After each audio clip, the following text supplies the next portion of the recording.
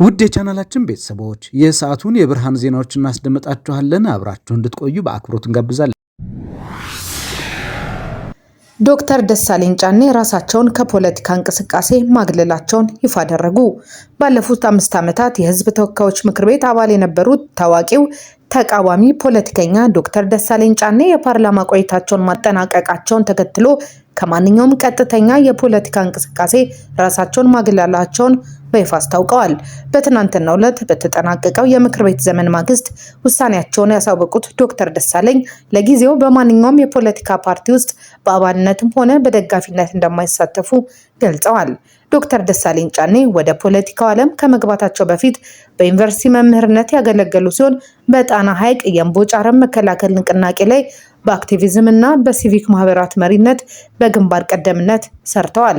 ባለፉት 8 ዓመታት በኢትዮጵያ ፖለቲካ ውስጥ ከፓርቲ ምስረታ እስከ ከፍተኛ አመራርነት የተጓዙት ዶክተር ደሳለኝ ባለፉት 5 ዓመታት ደግሞ የባህር ዳር ከተማ መራጮችን በመወከል በፓርላማ የነቁ ተቃዋሚ ሆነው አገልግለዋል። በዚህ የፖለቲካ ጉዟቸው ወቅትም ለ45 ቀናት መታሰራቸውን አስታውሰዋል። በትናንትናው የምክር ቤት ጉባኤ ማጠቃለያ ላይ ጠቅላይ ሚኒስትር አብይ አህመድ አብረን እንስራ በማለት ለተቃዋሚዎች ጥሪ ማቅረባቸው ይታወሳል። ከጉባኤው በኋላ በተደረገ የችግኝ ተከላ መርሃ ግብር ላይ ጠቅላይ ሚኒስትሩ ለዶክተር ደሳለኝ በሰጡት አስተያየት በ7ኛው ዙር ምርጫ በባህር ዳር ከተማ ለመወዳደር ቢመዘገቡ ኖሮ ብልጽግናን ፓርቲ እጩ ላለማቅረብ ወስኖ እንደነበርና በምክር ቤቱ ቢቀጥሉ ፍላጎታቸው እንደነበር ገልጸውላቸዋል።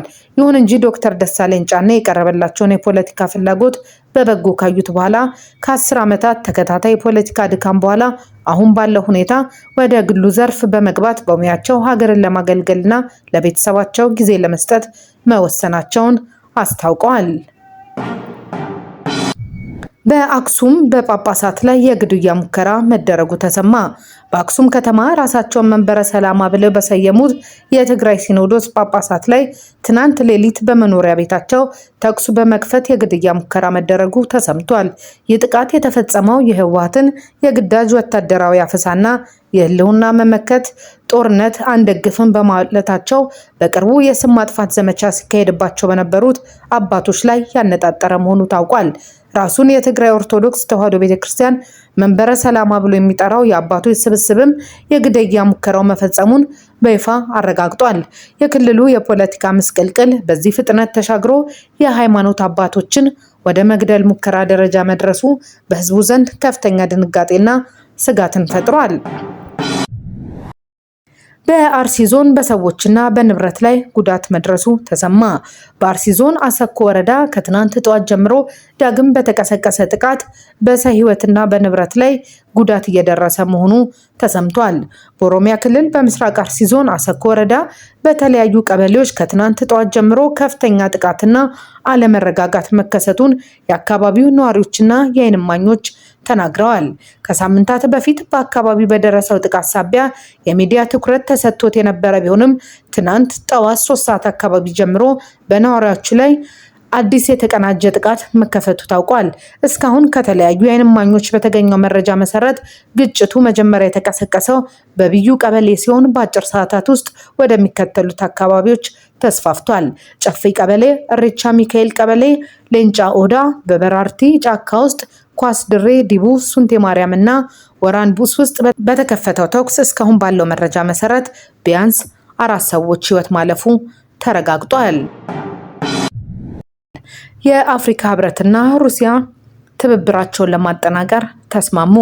የአፍሪካ ህብረት ኮሚሽን ሊቀመንበር መሐመድ አሊ ዩሱፍ እና የሩሲያ የውጭ ጉዳይ ሚኒስትር ሰርጌይ ላቭሮቭ በአዲስ አበባ ባደረጉት ከፍተኛ ደረጃ ውይይት በመካከላቸው ያለውን የፖለቲካ ሰላምና ደህንነት፣ ኢኮኖሚ፣ ንግድ፣ ምግብ ዋስትና፣ ጤና፣ ኃይልና መሰረተ ልማት ዘርፎች ትብብር የበለጠ ለማጠናከር መስማማታቸውን በጋራ ባወጡት መግለጫ ገልጸዋል።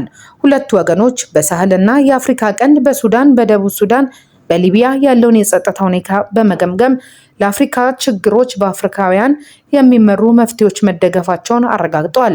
እንዲሁም የአፍሪካ ህብረት የሰላም ተልዕኮች በተመጣጣኝና ዘላቂ ፋይናንስ እንዲደገፉ ጥሪ ማቅረባቸው ከህብረቱ ይፋዊ የማህበራዊ መገናኛ ገጽ ያገኘነው መረጃ ያመለክታል።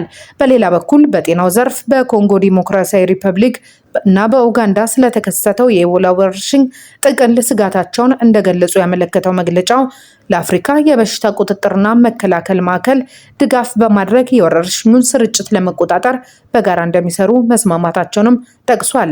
በተጨማሪም የተባበሩት መንግስታት የጸጥታው ምክር ቤት በአሰራሩ ላይ ማሻሻያ አድርጎ አፍሪካ የራሷን ድምፅ የምታሰማበት ፍትሐዊ ዕድል መስጠት እንዳለበት በመግለጽ ሩሲያ የአፍሪካን ጥያቄ መደገፏን አረጋግጣለች። የ19 ዓመት ታዳጊ ላይ ያስገድዶ መድፈር ወንጀል ከፈጸሙ ተከሳሾች መካከል ሁለቱ በጽኑ እስራት ተቀጡ።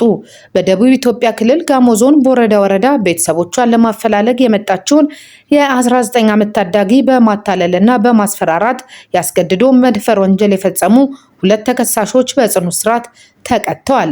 የቦረዳ ወረዳ ታክቲክ ምርመራ ክፍል ማስተባበሪያ ኃላፊ ኢንስፔክተር ታደለች አሸንጎ እንደገለጹት ተበዳይዋ ቤተሰቦቿን ለመፈለግ ወደ አካባቢ በመጣችበት ወቅት በክስ ዝርዝሩ ላይ ስሙ ያልተጠቀሰ ተጠርጣሪ ከዘመዶች ጋር አገናኝሻለሁ በማለት ወደ ጎቾ ከተማ አታሎ ይወስዳታል። በመቀጠልም ከሌሎች ግብረ አበሮቹ ጋር በመሆን በማስፈራራት ለ3 ያስገድዶ መድፈር ወንጀል መፈጸማቸው ተገልጿል። በድርጊቱ የተሳተፉ ሌሎች ግለሰቦች ለጊዜው እንዳልተያዙ የክስ መዝገቡ ያመለክታል። በችሎቱ ሂደት አንደኛ ተከሳሽን ክሱን በመካድ የተከራከረ ሲሆን ሁለተኛው ተከሳሽ ድርጊቱን ማመኑ ተገልጿል። ፍርድ ቤቱም የቀረቡትን የሰነድና የምስክር ማስረጃዎች ከመረመረ በኋላ ተከሳሾቹን ጥፋተኛ በማለት ውሳኔ ሰጥቷል። በዚህ መሰረት አንደኛ ተከሳሽ በ7 ዓመት ጽኑ እስራት፣ ሁለተኛ ተከሳሽ ደግሞ በ7 ዓመት ከ8 ወር ጽኑ እስራት እንዲቀጡ ፍርድ ቤቱ መወሰኑን ኢንስፔክተር ታደለች አሸንጎ ገልጸዋል።